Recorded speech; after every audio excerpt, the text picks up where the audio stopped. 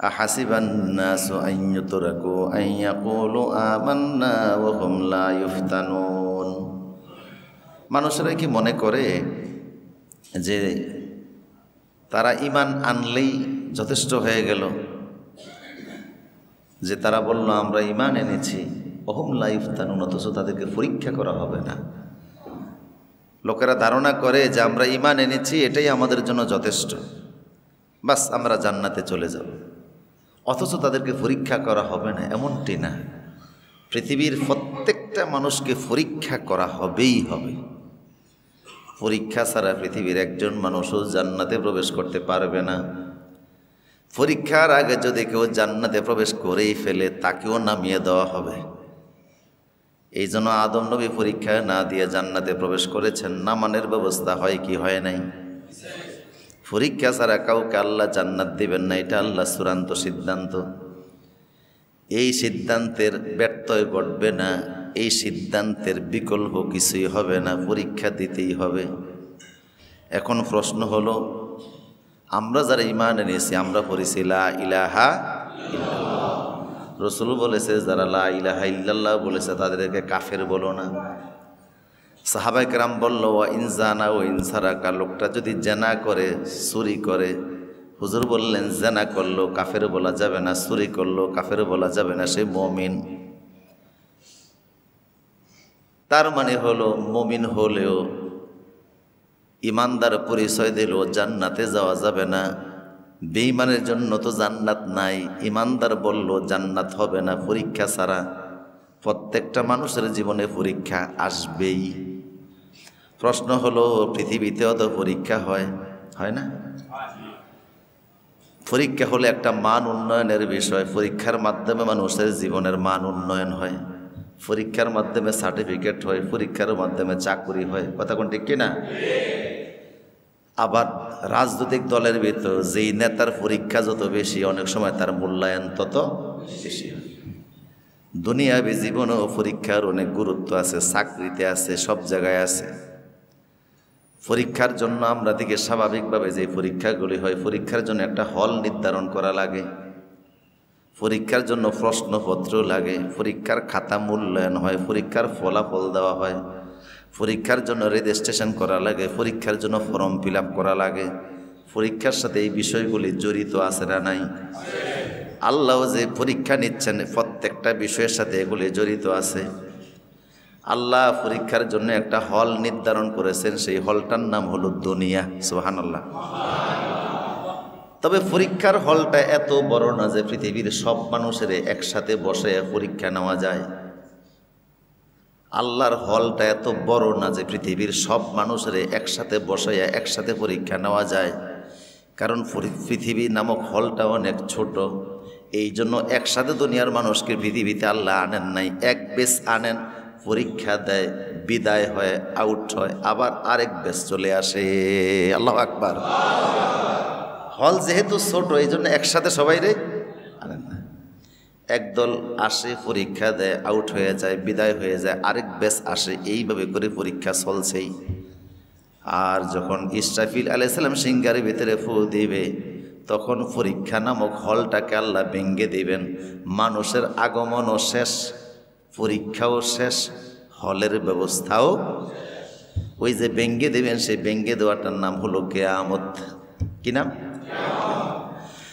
আমার প্রিয় সুদীপ, পৃথিবী নামক জায়গায় আল্লাহ পরীক্ষা নেবেন। আমাদের সকলের রেজিস্ট্রেশন আল্লাহর ব্যবস্থা করেছেন। কখন রেজিস্ট্রেশন হয়? পৃথিবীতে যখন মানুষ মায়ের গর্ভের ভিতরে আসে, 4 মাস 10 দিন যখন প্রত্যেকটা মানুষের বয়স হয়, তখন প্রত্যেকটা মানুষের রেজিস্ট্রেশন হয়, এর আগে হয় না। মায়ের গর্ভে আসার আগে 4 মাস 10 দিনে যখন তার রুহুটা ভিতরে চলে গেল, তার মানে খাদ্য খাওয়া শুরু হলো, শরীর বৃদ্ধি পাওয়া শুরু পাইল, অক্সিজেন গ্রহণ করা শুরু করলো, তখন তার রেজিস্ট্রেশন হয়ে গেল। এর আগে যদি কেউ শেষ হয়ে যায়, মায়ের পেশাবের সাথে যদি, ইউরিনের সাথে যদি বের হয়ে যায়, তার রেজিস্ট্রেশন নাই। রেজিস্ট্রেশন শুরু হয় যখন 4 মাস 10 দিন। তবে রেজিস্ট্রেশন শুরু হলেও আল্লাহ সবার কিন্তু ফর্ম ফিল আপ করতে দেন না। কথা কয় না? ফর্ম ফিল আপ শুরু হয় তখন থেকে যখন লোকটা দুনিয়াতে এসে বালেগ হয়ে গেল। সুবহানাল্লাহ। বালেগ হওয়ার আগে কারোর ফর্ম ফিল আপ হয় না, যেদিন থেকে সে বালেগ হলো সেদিন থেকে তার ফর্ম ফিল আপ শুরু হয়ে গেল। বুঝেছেন কথা? ফর্ম ফিল আপ মানে হলো এখন সে পরীক্ষার্থী হিসাবে বিবেচিত, তার সব ঠিক আছে, রেজিস্ট্রেশনও ঠিক, ফর্ম ফিল আপও। বালেগ হওয়ার আগে যে মারা গেছে, যে শিশু মারা গেছে, ওর খাতাপত্র নাই, পরীক্ষার ওর মূল্যায়নও নাই, ওর রেজাল্টও নাই, ওর ব্যাপারে আল্লাহ সুবহানাহু ওয়া তাআলা আগের থেকে সিদ্ধান্ত রেখে দিয়েছেন। কিন্তু বালেগ হওয়ার আগে যেহেতু ফর্ম ফিল আপ হয় না, এই জন্য ওর উত্তরপত্রের ব্যবস্থাও নাই। কিন্তু যারা বালেগ হলো, প্রতিটা নারী এবং পুরুষ যখন বালেগ হয়, প্রত্যেকের গলার ভিতরে আল্লাহ খাতাপত্র রাখার ব্যবস্থা করে দেন।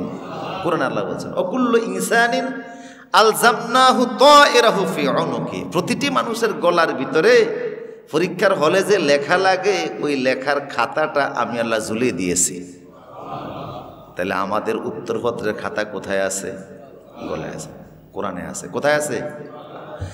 প্রত্যেকটা মানুষের উত্তরপত্রের সহজ কথা হলো আমলনামা। উত্তরপত্র যেই খাতার ভিতরে পরীক্ষার্থী লেখে, ওইটাকে বলে উত্তরপত্র। ওই উত্তরপত্রের কোরআনের নাম হলো আমলনামা। কি নাম? কোরআন হাদিসে এটাকে আমলনামা বলে। ওই আমলনামা মানুষের কোথায়? গলার ভিতরে ঝুলতেছে। কোন দিন আল্লাহ ঝুলাইছেন? ফেরেশতারা ঝুলাই দিছে যেদিন থেকে সে বালেগ হওয়ার পর থেকে তার গলার ভিতরে আমলনামা ঝুলতেছে। এখন প্রশ্ন হলো, হল নামক জায়গাটা পাইলাম, যে হলের নাম হলো দুনিয়া। সুবহানাল্লাহ বলেন। তার মানে হলো দুনিয়াটা হলো একটা পরীক্ষার হল, এটা বসবাসের জায়গা না।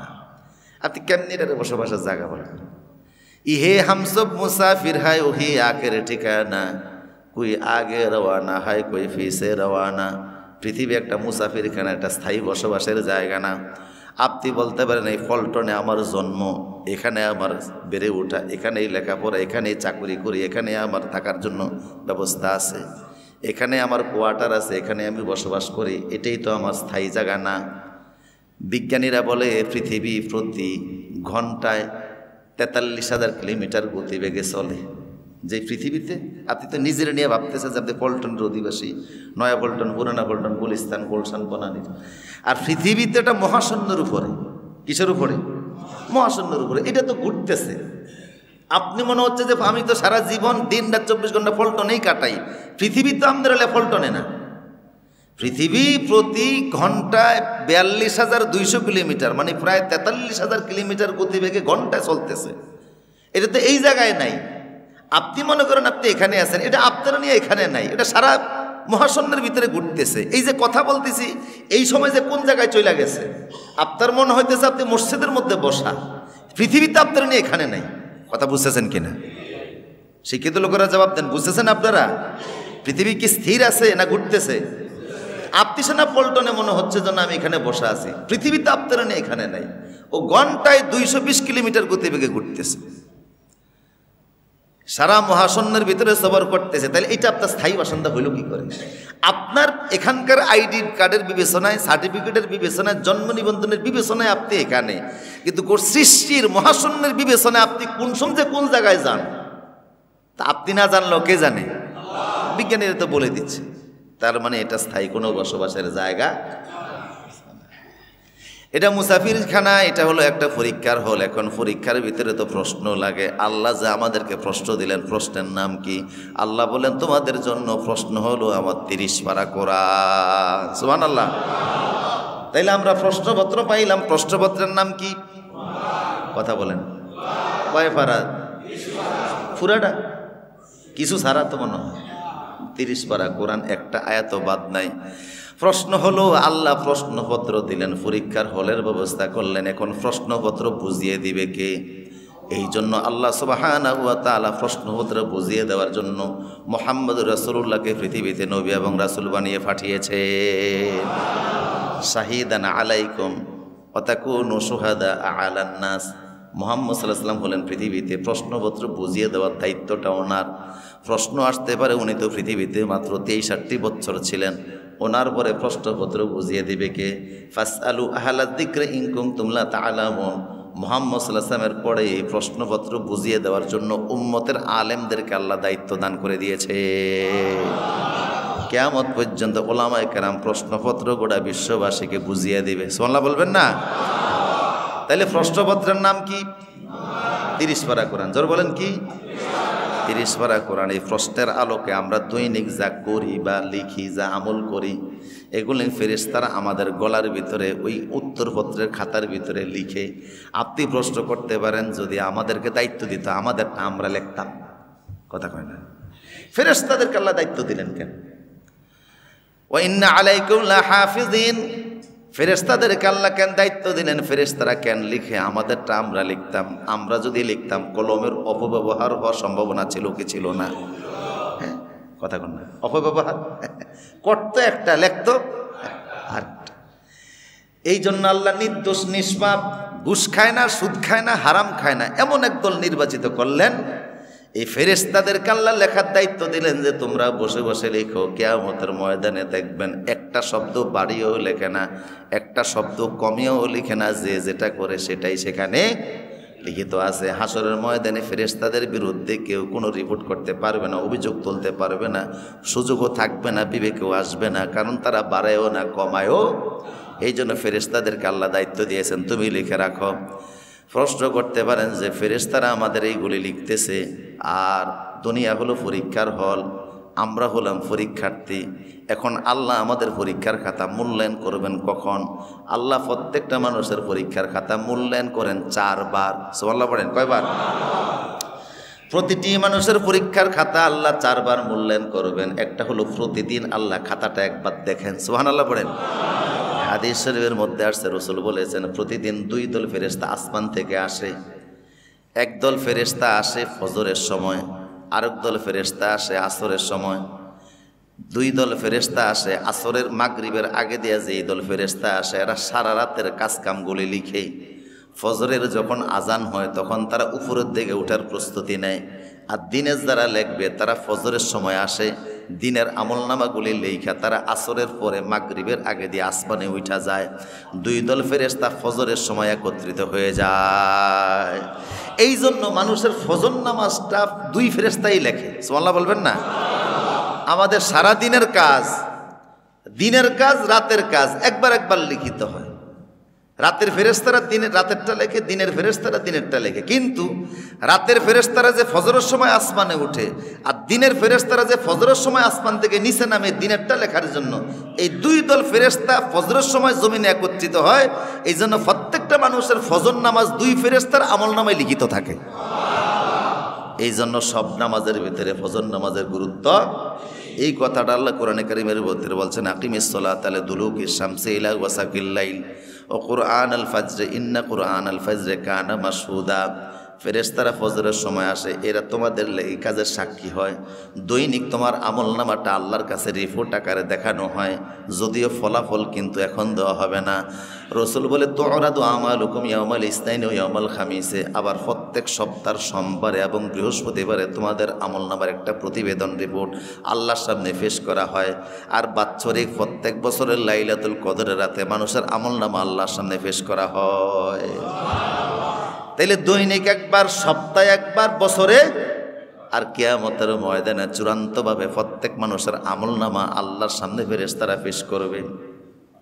কিভাবে পেশ করবে? প্রত্যেকটা মানুষের গলা থেকে আমলনামা ফেরেশতারা বের করে ফেলবে। সুবহানাল্লাহ বলেন। এতদিন আমলনামা কোথায় ছিল? কথা কনা, কোথায় ছিল? মানুষ মরে গেল আমলনামা আল্লাহ গলা থেকে সরান না।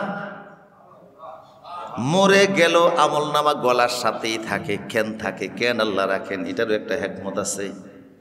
আপনারা বলতে পারেন মরে গেলে তো অনেক সময় দেখি অ্যানাকন্ডা সাপ মানুষকে খেয়ে ফেলে, বিমানে ক্র্যাশ হয়ে মানুষ শেষ হয়ে যায়, আগুনে পুড়িয়ে দেয়।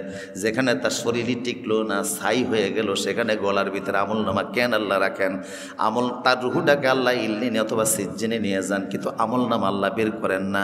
আমলনামাটা এই জন্য আল্লাহ খোলা রাখেন, তার আমলনামায় সে কিছু ঢুকাইতে পারবে না, এটা ঠিক। লোকটা মরে গেলে তার আমলনামায় সে কিছু ঢুকাইতে পারবে না, এটা সত্য। কিন্তু জীবিত লোকেরা যেন তার জন্য কিছু পাঠায়, সেই জন্য আল্লাহ আমলনামাটা খোলা রেখে দেয়। আপনি আপনার বাবার জন্য সূরা রেসানি করলেন, ইসালে সওয়াব করলেন, খানার আয়োজন করলেন, মায়ের জন্য করলেন, মাদ্রাসায় দিলেন, মসজিদে দিলেন, এতিমখানায় দিলেন।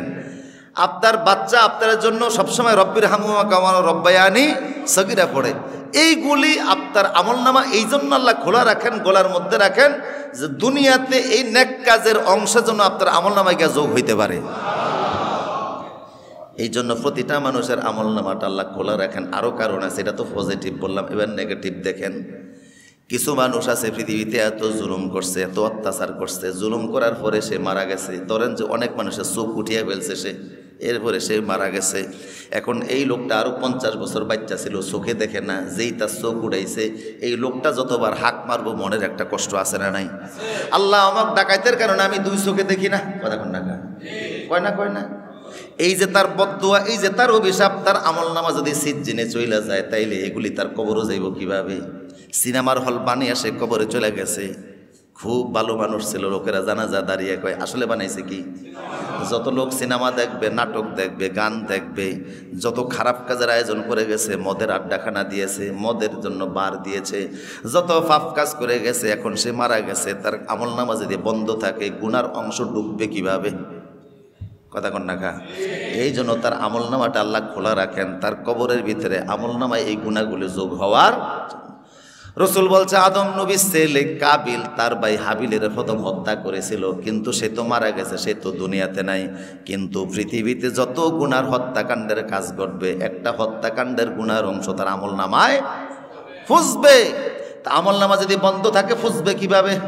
এই জন্য আল্লাহ খোলা রেখে দিয়েছেন। যদিও সে ধ্বংস হয়, আমলনামা ধ্বংস হবে না, এটা গলায় থাকবে। আপনারা দেখেন বিমান যখন ক্র্যাশ হয়, বিমান সবটা পুড়ে যায়, কিন্তু ব্ল্যাক বক্স, কথা কন না, ব্ল্যাক বক্স পরে, ব্ল্যাক বক্স যেমন অক্ষত থেকে যায়, এটা যেমন নষ্ট হয় না, ধ্বংস হয় না, অনুরূপভাবে প্রত্যেকটা মানুষ যদিও সাপে খেয়ে ফেলে, বাঘে খেয়ে ফেলে, পানিতে নষ্ট হয়ে যায়, মাছে খেয়ে ফেলে, আগুনে পুড়ে ফেলে, কিন্তু গলার আমলনামা নষ্ট হবে না, এটা গলার ভিতরেই থাকবে। ভালো কাজ করলে বুঝবে। অনেক সময় দেখা যায় গুনাহগার ব্যক্তির আমলনামায় সওয়াব পৌঁছার কারণে সে এক পর্যায়ে সিজ্জিন থেকে বাইরে হইয়া আমলের কারণে ইল্লিনে পৌঁছে যায়। ওই যে ছেলে সন্তানরা কিছু নেক্সট দোয়ারে সানি করছে, এগুলি তার কবরে বাড়ি হইতে হইতে এখন সে আল্লাহ জান্নাতে হয়ে গেছে। সুবহানাল্লাহ। ইজা মাতাল ইনসানু ইনকাতা আনহু আমালুহু ইল্লা মিন সালাসা। রাসূল বলছেন মানুষ মারা গেলে তার 3টা জিনিস বাকি থাকে, আর সব বন্ধ হয়ে যায়। তার ভিতরে একটা হলো ওয়ালাদুন সলিহুন ইয়াদউ লা। সন্তান যদি তার জন্য দোয়া করে, সন্তান তার এটা তার কবরে পৌঁছে। সে যদি লোকটা এলমে দ্বীনের খেদমত করে, তার কবরে পৌঁছে। সদকা জারিয়ার কোনো ভালো কাজ যদি সে জমিনে রাখা যায়, তাহলে এটাও তার কবরে পৌঁছে। আমার প্রিয় সুদীপ, তাহলে আমলনামা কোথায় থাকবে? হাসরের ময়দানে ফেরেশতাদের সামনে আল্লাহ, ওই যে ফেরেশতারা তার এগুলি লিখছিল, লেখার ফেরেশতা আছে এখানে 5 জন। কয়জন? 5 জন আছে। আমলনামা আসমানে উঠিয়ে নেয় প্রতিদিন, এটা আলাদা ফেরেশতা। সপ্তাহে একবার উঠে, এটা আলাদা ফেরেশতা। লাইলাতুল কদর রাতে আমলনামা উঠে আল্লাহরে দেখে, এটা আলাদা ফেরেশতা। কিন্তু যেই 5 জন নিয়মিত আপনার এখানে থেকে আমলনামা লেখছে, হাসরের ময়দানের এক পর্যায়ে আপনার গলা থেকে আমলনামা বের করে আল্লাহর সামনে হাজির করে দিয়ে বলবে, আল্লাহ এই হলো আসামি, এই হলো তার আমলনামা।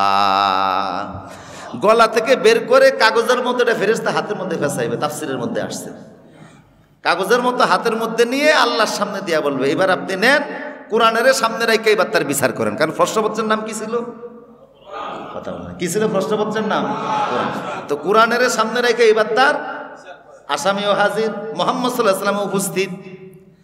আর হলো তার এই আমলনামা, এটা দেখে আপনি বিচার করেন। আমলনামা শুধু এই উপকার না, বললাম আর হাসরে একটা বড় উপকার আছে।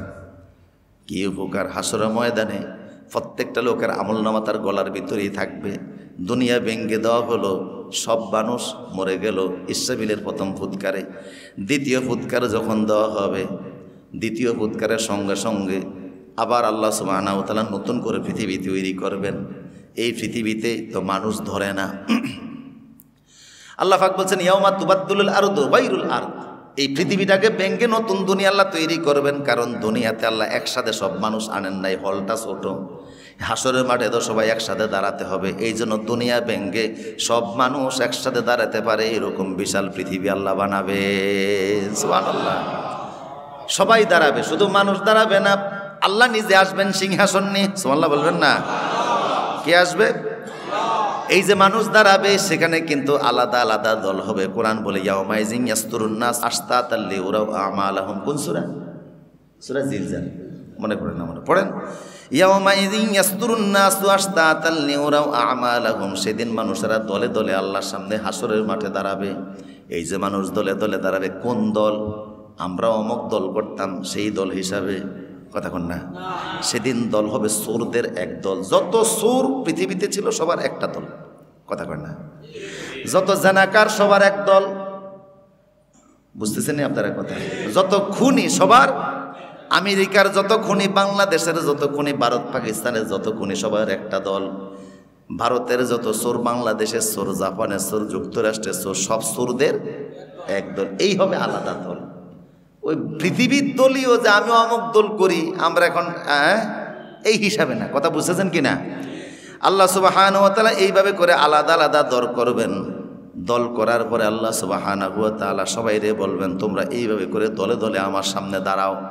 সবাই যখন দলে দলে দাঁড়িয়ে যাবে তখন প্রত্যেকটা ব্যক্তির আমলনামা দেখা যাবে তার গলার ভিতরে ঝুলতেছে। সুবহানাল্লাহ বলবেন না? আমলনামা কোথায় ঝুলতেছে? এই যে মানুষ হাসরের ময়দানে দাঁড়াবে, আল্লাহ সবাইকে মাটি থেকে বের করবেন। তৃতীয় ফু দেওয়ার সঙ্গে সঙ্গে কোরআন বলে কামা বাদাকুম তাউদুন, পৃথিবীতে যেইভাবে তোমরা জন্মাইছিলে সেইভাবে উঠবা।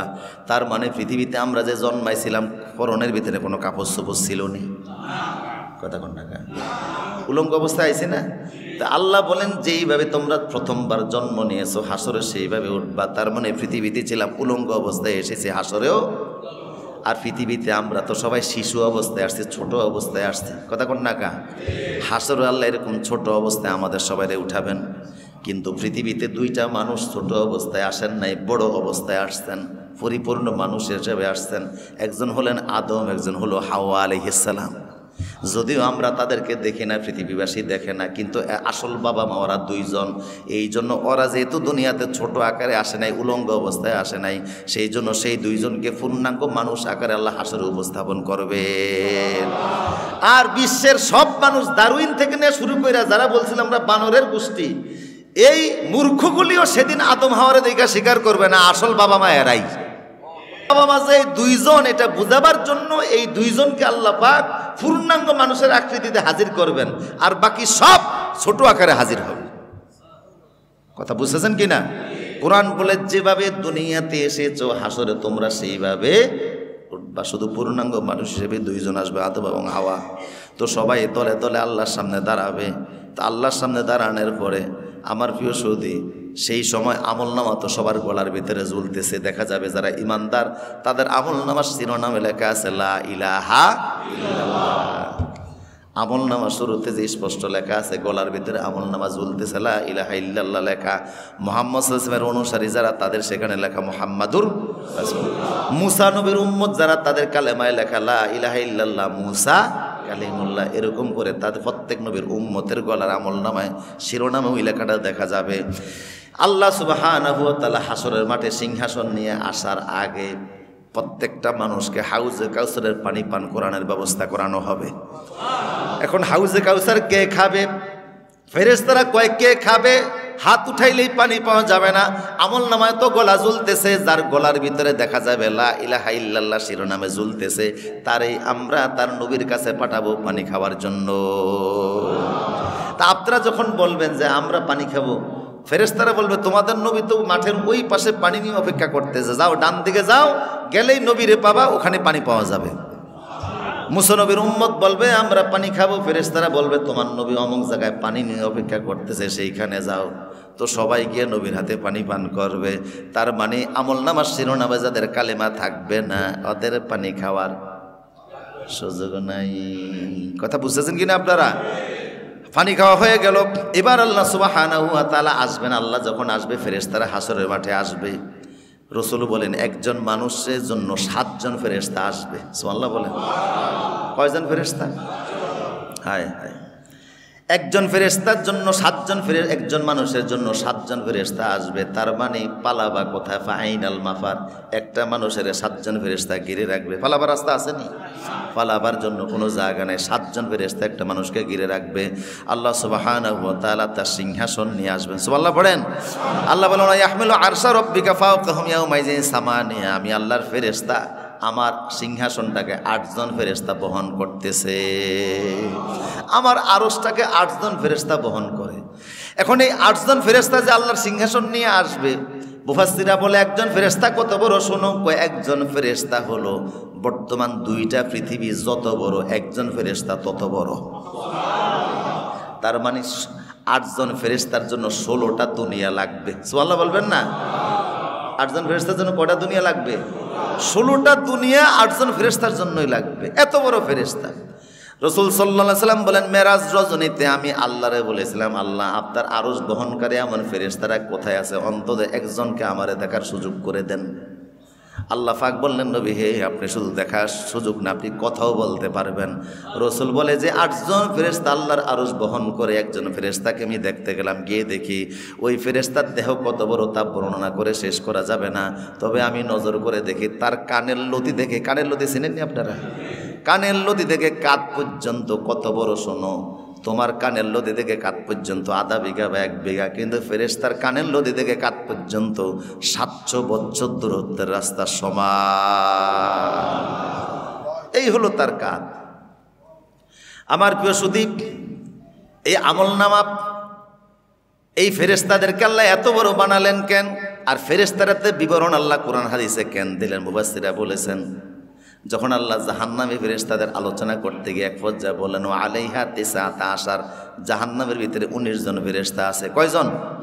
এই আয়াত শোনার পরে আবু জাহেল মক্কার লোকদেরকে বলছে, তোরা মর, তোকে বাচ্চা দেখে উপায় নাই। কয় কি? কয় তোরা তো কিছুই করলি না। কয় কি করার দরকার বলেন? কয় মুহাম্মদের কোরআন বলে যে জাহান্নামের ভয় উনি আমাদেরকে দেখায়, ওই জাহান্নামের ফেরেশতা নাকি 19 জন। আচ্ছা, 19 জন ফেরেশতারে দখল বেঁধে ফেলে জান্নাত দখল করতে আমাদের কতক্ষণ লাগবে? আমি চিন্তা করছি 19 জন ফেরেশতারে তো সাইজ করতে বেশি সময় লাগবে না, আমি একা 10 জনের দায়িত্ব নিলাম, তোরা নেবি বাকি 9 জন। লোকেরা কয় পারবো। কয় কি করবো বাইদা? কয় ফেরেশতা বাইদা মুহাম্মদ এবং তার অনুসারীদেরকে জাহান্নাম দিয়ে আমরা জান্নাত দখল করব। জোরে বলেন চিন্তা দেখছেন নি আপনারা? মুহাম্মদ এবং তার অনুসারীদেরকে আমরা জাহান্নামে দিয়া এরপরে আমরা জান্নাত দখল করব। কারণ এটা কেন? ক্ষমতার দম্বের কারণে। ওরা দেখে যে মক্কা মুসলমানরা মুহাম্মদ দাঁড়াইতে পারে না, কাবায় কোরআন শরীফ পড়তে পারে না, মুসলমানরা ঘরে থাকতে পারে না, প্রতিদিন সুমাইয়ারে মারে, বেলালেরে মারে। এই দম্বের কারণে তারা বলতেছে যে এখানেই জন এদেরকে মারার সুযোগ পাইছি, তো ফেরেশতা মারতে আর কত? বুঝেন না মনে হয় কথা? এই জন্য বলে মুহাম্মদ এবং তার ফেরেশতা 19 জনকে বেঁধে ফেলবো, আমি একা বাঁধবো 10 জন, তোরা বাঁধবি 9 জন। বাঁধার পরে আমরা জান্নাত দখল করবো, আর মুহাম্মদ তার অনুসারীদেরকে জাহান্নামে দেয়া দিব। এই জন্য আল্লাহ পাক কেমন জানি মনে হয় কুদরতি হাসি দিলেন। আল্লাহ পাক বলেন, নবী ওরা ফেরেশতার কথা শুনে এরকম কথা বলে, এবার আপনি বর্ণনা করে দেন আমার ফেরেশতাদের সাইজ কত বড়। আল্লাহু আকবার। ওরা ফেরেশতা বাঁধবে, একজনের জন্যই ফেরেশতা কয়জন? কথা কয় না, কথা বলে না, কয়জন? এবার আল্লাহ পাক বললেন, শুধু তাই না নবী হে, ওরা ফেরেশতা বাঁধবে বড় দম্ভ করে, আমি আল্লাহ আর কি করব শুনেন। ওহুম ইয়াহমিলুনা আওজারাহুম আলা যুহুরিহিম আলা সাআ মা ইয়াজিরুন। কি ভয়ঙ্কর কথা! এই পৃথিবীতে যারা অপরাধী, সব অপরাধীকে তার পিঠের মধ্যে, তার মাথার মধ্যে অপরাধ নিয়ে উঠবে। অপরাধের বোঝা, গুনার বোঝা মাথায় নিয়ে উঠবে, আল্লাহ বলতেছেন। লক্ষ্য করুন বিষয়টা। মনে করেন যে একটা রাস্তা দিয়েছে একজন কন্ট্রাক্টরকে করার জন্য, কন্ট্রাক্টর সাহেব রাস্তা একটা বানাইছে, 6 মাসও রাস্তাটা টিকে নাই।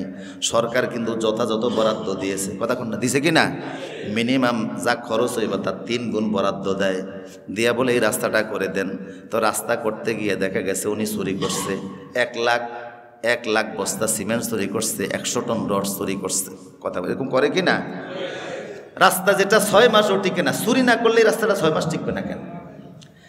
জাপানিরা শুয়োর খায়, কুত্তা খায়, কিন্তু একটা রাস্তা বানায়। কোরিয়ানরা কুকুর খায়, একটা রাস্তা বানাইলে 50 বছর যায়। আমার দেশের মুসলমানরা গরুর গোশত খায়, একটা রাস্তা বানাইলে 6 মাসও যায় না। কথা বলেন ঠিক কিনা? কুত্তা খাইয়া রাস্তা বানাইলেও 10 বছর যায়, গরুর গোশত খাইয়া রাস্তা বানায় 6 মাসও টিকে না।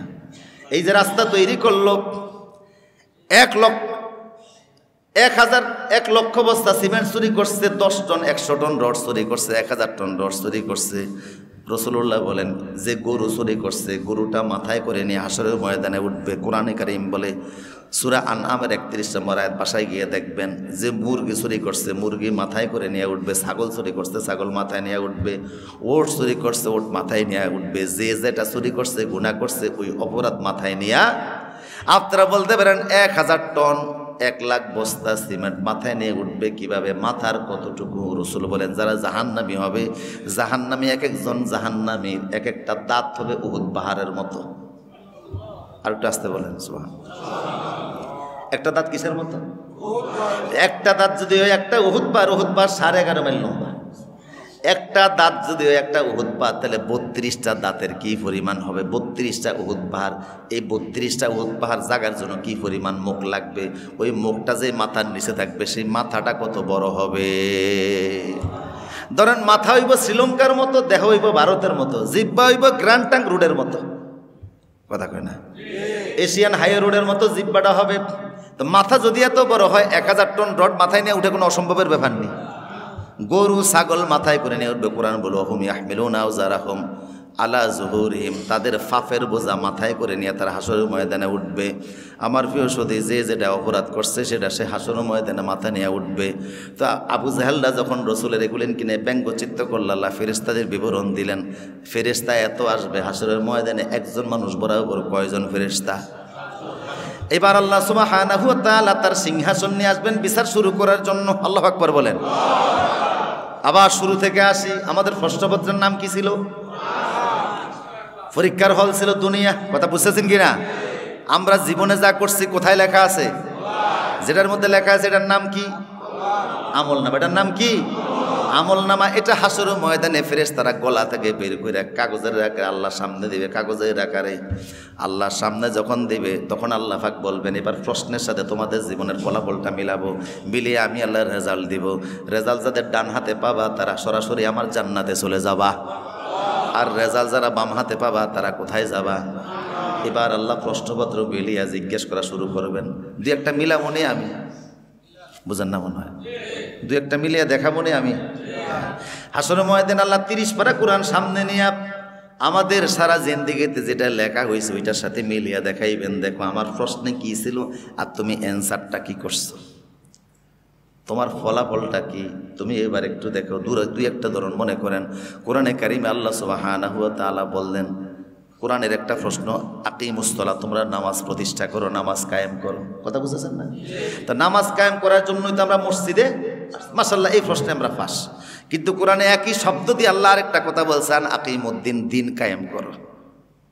এখন মুসলমান নামাজে আছে, দিন কায়েমে নাই, নাই তো নাই, আবার দিন কায়েমের বিরোধিতাও করে। কথা বলার আছে না নাই? এবার নিজের বিবেকের কাছে প্রশ্ন করেন, যেই শব্দে নামাজের আদেশ ওই শব্দেই তো দিন কায়েমের আদেশ। কথা কয় না? একটা প্রশ্নে আপনি টিকলেন, আরেকটা প্রশ্নে কথা কন না, আরেকটা প্রশ্নে ফলাফলটা কি আসবে বন্ধ দেই? হাসরের পরে যায় না, আগে এনেই দেখেন না। আমার প্রিয় সুদীপ, এই জন্য আল্লাহ কোরআনে এক আয়াতে বলছেন ইকরা কিতাবাকা কাফা বিনাফসিকা ইয়াউমা আলাইকা হাসিবা। হাসরে আমলনামা কিন্তু তোমারে দিয়ে আমি পড়াবো, হাসরে আমলনামাটা তোমারে দিয়েই পড়াবো। তুমি সেদিন দেখবা কোরআনের প্রশ্নপত্রে কী ছিল আর তোমার জিন্দেগিতে কী ছিল।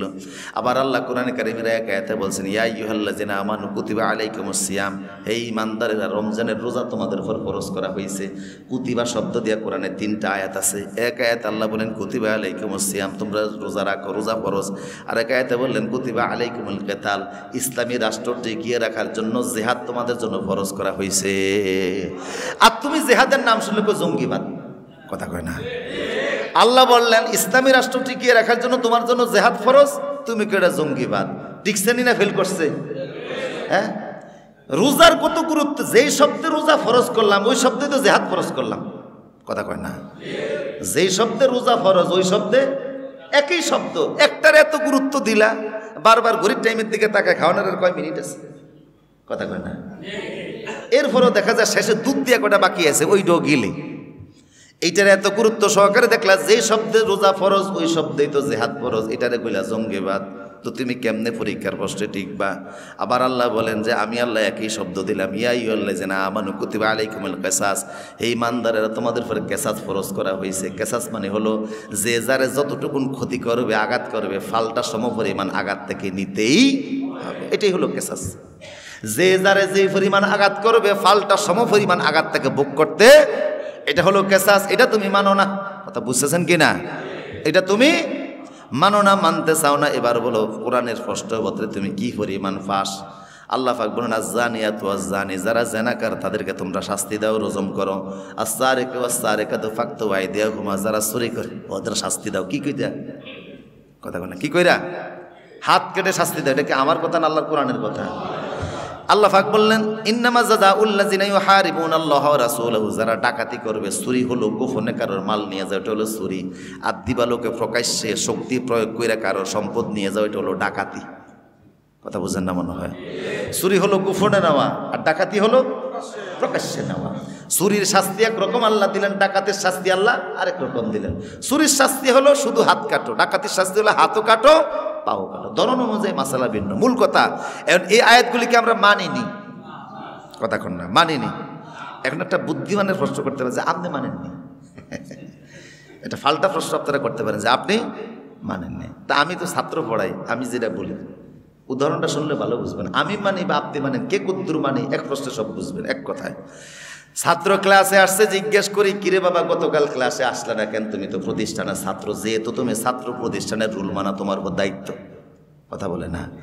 তুমি ছাত্র যদি না হইতে আমি তোমার জিজ্ঞেস করতাম না, যেহেতু আমার ছাত্র, যেহেতু তোমাকে রুল মানতেই। তো গতকাল ক্লাসে আসো নাই কেন? ছেলে বলে হুজুর জ্বর ছিল।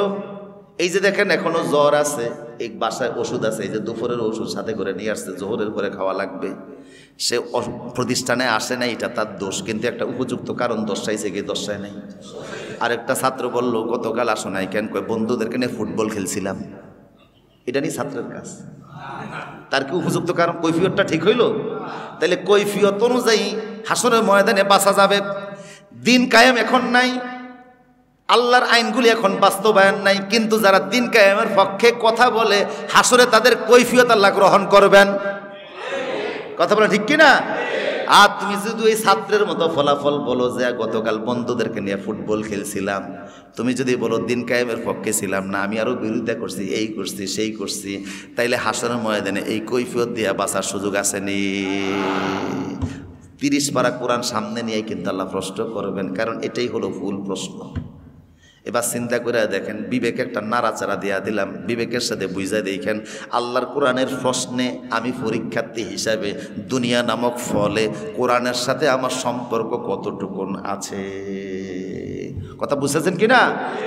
কোরআন নামক প্রশ্নে আমি পরীক্ষার্থী হিসাবে দুনিয়া নামক হলে সম্পর্কটা আমার কতটুকু আছে, কি করতে পারলাম কি করতে পারলাম না, আমার অবস্থান কোথায়। রেজাল্ট তো আল্লাহ হাসরের ময়দানে আমলনামা দিবেন, ওই সময় তার কিছু করার সুযোগ নেই। কথা বুঝেছেন কিনা? এই জন্য আলেমদের দায়িত্ব প্রশ্নপত্র বুঝিয়ে দেওয়া। কথা বুঝেন কিনা? এটা বুঝাইতে গেলে আবার যাতে ব্রু কঞ্চিত না হয়, মন খারাপ না হয়, কলিজাটা যাতে জ্বলে না যায়। কথা বুঝেছেন কিনা? ইজিভাবে নেওয়ার চেষ্টা করবেন। হায় হায় সর্বনাশের কথা। কোরআনে কিন্তু প্রশ্ন, প্রত্যেকটা আয়াত প্রশ্ন, প্রতিটা হরফ প্রশ্ন। এই দিয়ে আল্লাহ ধরবেন হাসরের মাঠে, মুহাম্মদ সাল্লাল্লাহু আলাইহি ওয়াসাল্লামকে উপস্থিত কইরা। বাঁচার সুযোগ নাই। এই জন্য আল্লাহ আমাদের সবাইকে কোরআনের পরিপূর্ণ হক আদায় করার তৌফিক দান করুন, বলুন আমিন। তা আমার ভাইরা, হাসর ময়দান আল্লাহ যখন আমলনামা ডান হাতে দিবেন, তারা কোথায় যাবে? আর যাদের বাম হাতে জাহান্নামে যাবে। তখন সেই আমলনামা হাতে পাওয়ার পরে অস্বীকার করে বসবে, না না আমি এগুলি করি নাই। তখন আল্লাহ মুখ বন্ধ করে দিয়ে তার সামরার সাথে কথা বলবেন। ও ক্বালু লিজুলুদিহিম, তার সামরার সাথে আল্লাহ কথা বলবেন, এই সামরা তুমি সাক্ষী দাও। তখন তারা বলবে লিমা শাহিদতুম আলাইনা, সামরার এসে গালি দিয়ে বলবে, এই তুই আমার বিরুদ্ধে সাক্ষী দিলি কেন?